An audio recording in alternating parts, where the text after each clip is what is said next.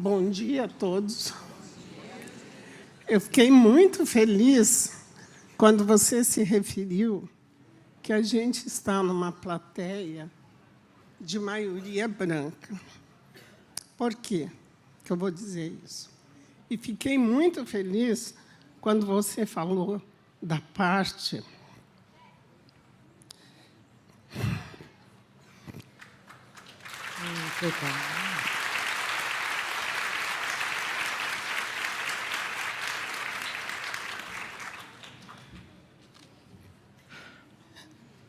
Desculpem. Quando você falou da parte da educação, eu sou de uma região do sul, você já pode imaginar, do sul do Paraná. Quer dizer, eu vim do interior do Paraná, lá do mato, estudar em Curitiba. Tive ontem a palestra das moças sobre a mãe. Me tocou profundamente, que eu sobrevivi e sobrevivo hoje como brasileira, porque tive uma mãe que fez de tudo, passou por tudo que era humilhação, para que nós estudássemos.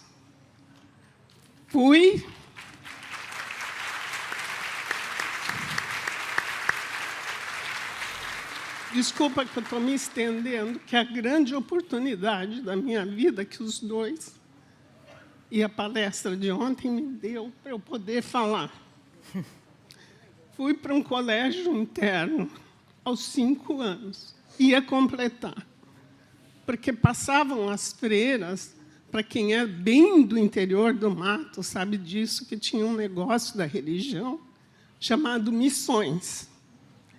Eles passavam pelas cidades, recolhendo crianças, como se fosse assim, em troca de você ir para esta escola, para estudar. Na verdade, a gente foi para trabalhar. Então, eu trabalhei duro desde os 5 anos. Sou neta de escravos.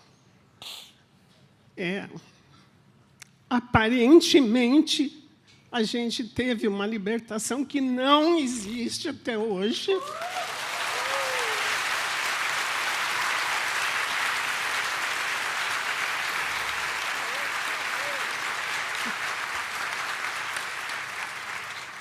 Então,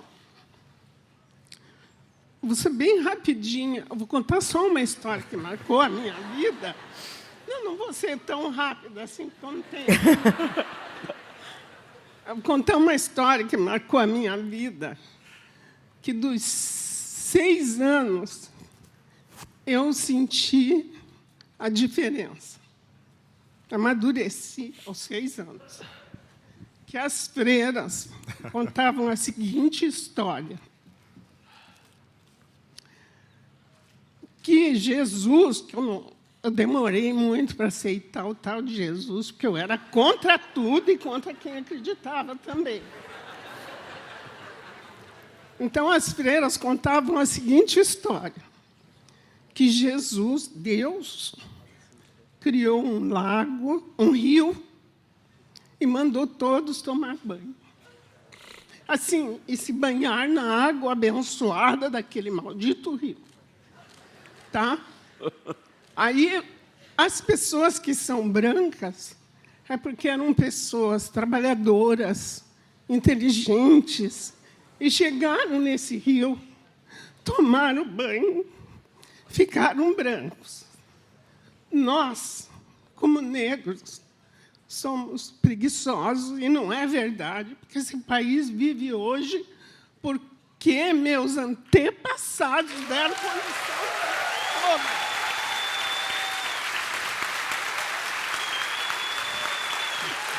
Contar.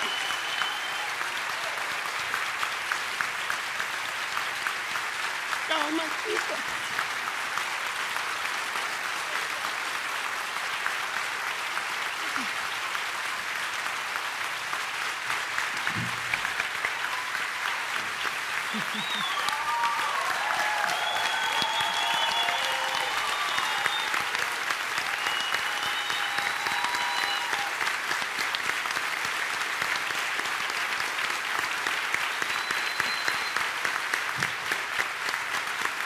Então, nós, como negros preguiçosos, chegamos no final, quando todos tinham tomado banho, o rio só tinha lama. Então, como a gente era preguiçoso, então nós temos a palma da mão clara e a sola dos pés, porque nós só conseguimos tocar as mãos e os pés. Aí você saiu, por isso que a gente tem as palmas da mão e os pés claros. Isso ela explicava, ela contava a história para contar para os brancos como a gente era preguiçoso e não era verdade. Isso não é verdade, porque senão a gente não teria sobrevivido. E eu sou uma sobrevivente pela educação, pela luta da minha mãe, que nunca... Eu era rebelde, eu sempre era rebelde, eu tinha até vontade de matar. Mas a minha mãe falava assim, eu falava, não vou mais para a escola, porque ela tinha que pedir caderno, lápis, lavava roupa para os outros em troca de material escolar. E daí ela dizia assim, eu falava assim, e porque eu tinha que entregar também as roupas na casa, para ajudar minha mãe. Então, eu falava assim, não vou mais para a escola. Ela dizia assim para mim, com um gesto que ontem eu me lembrei da palestra das mães, o que você guarda da sua mãe? Ela falava assim, porque se ela falasse não, eu ia contra ela. Ela falava assim, olha bem para a mãe. Olhou. Eu falava, claro que eu estou olhando, porque eu era rebelde, né? Aí ela dizia assim para mim, então, olhou bem, se você quiser ser como a mãe, não vá para a escola. Eu virava com a minha rebeldia, que hoje ela está no outro plano, e eu converso muito com ela e agradeço tudo que ela fez por mim. Aí eu falava assim, igual a senhora, nunca que eu vou ser. Ela falava, só tem um jeito, vai estudar. E eu pegava meu caderninho e saía correndo para a aula, acreditando.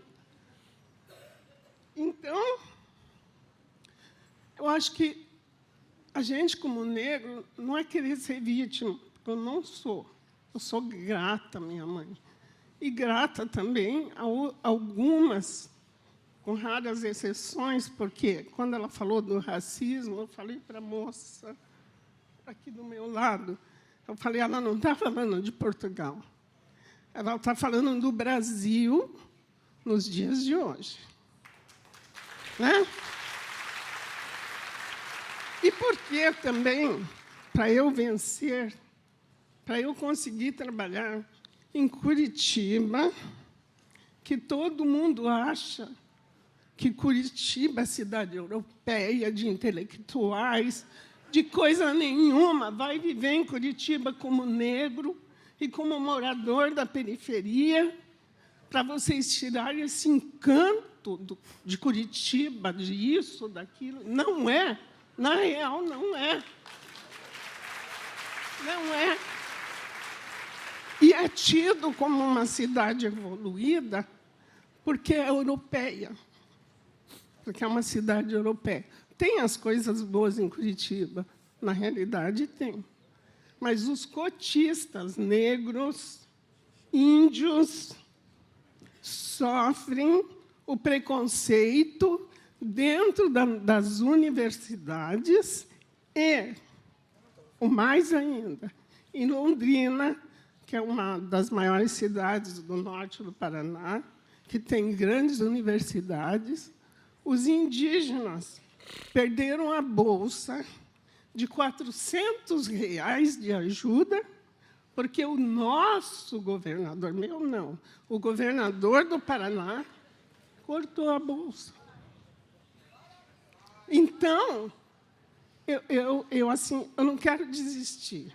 E eu fui uma professora muito assim, defensora dos meus alunos, e fui uma pessoa que trabalhou na época da ditadura.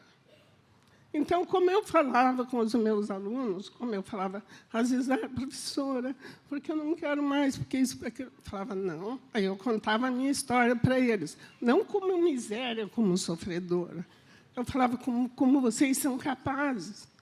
Você tem 2 olhos, 2 braços, você pensa, você quer ser respeitado, seja melhor que ele, estude, que ele vai precisar de você e ele vai te respeitar.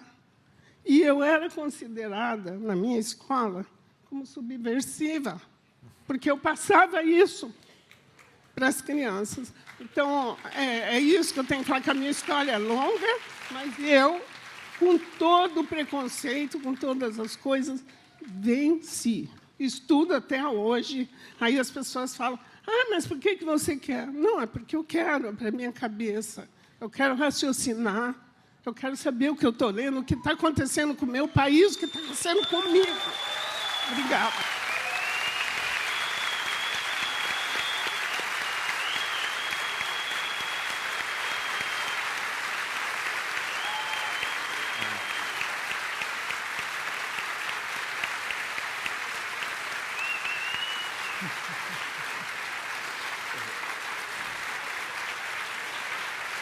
Ela está falando. Como é o nome? Professora, qual é o seu nome? Professora? Como é seu nome, professora? Diva Guimarães. A senhora quer matar a gente, dona Diva? Pelo amor de Deus. Meu coração está aqui assim, pequenininho. Obrigado pela coragem de contar a história. Que bom. E a senhora falou uma coisa muito importante que eu quero falar junto com a senhora aqui. A gente precisa fazer um pacto de investir em educação pública de qualidade. Não podem sucatear a educação brasileira. A escola pública tem que ser valorizada. O professor tem que ser valorizado.